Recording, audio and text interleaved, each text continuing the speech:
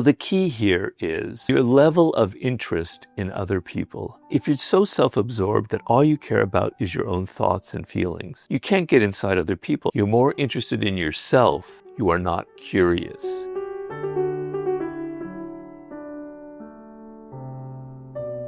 What do you do to put yourself in the shoes of other people?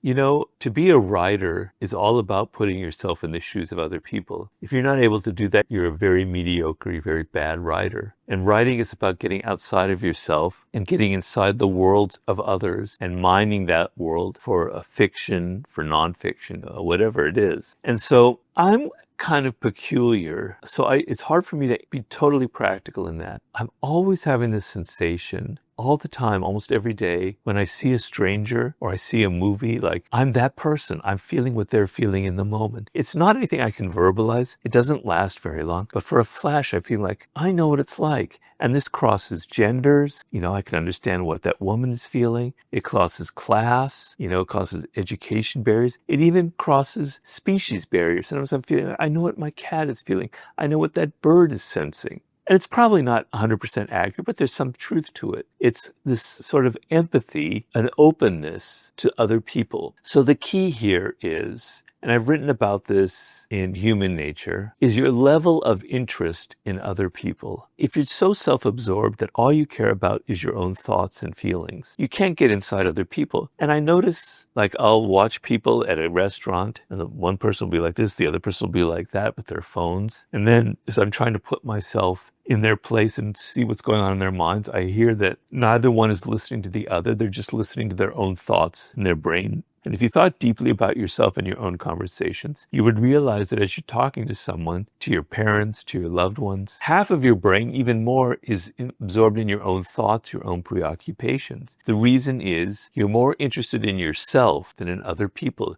You are not curious. So the main thing you have to do is you have to flip that around and find your own thoughts rather boring. They kind of go in circles. And the other person is more interesting than you are. They have something weird. They have things that are not you. They're foreigner, almost like a space alien. They've got a totally different world that they inhabit. If you could understand that world, it'd be very exciting. So your level of curiosity, your level of interest in other people is what's going to make you able to understand what's going on inside them. To get outside of yourself, you have to make that happen. You have to decide that I'm truly interested in other people. And so I tell people, try this exercise, okay? When you're in some situation that's very banal, you're at Starbucks, you're at a grocery store, you're waiting online for a bus, whatever, and you see a person there. It's not something that's necessarily interesting. It's just a person, any average everyday person. Try and put yourself, what is their world like, okay? Imagine them at home, right?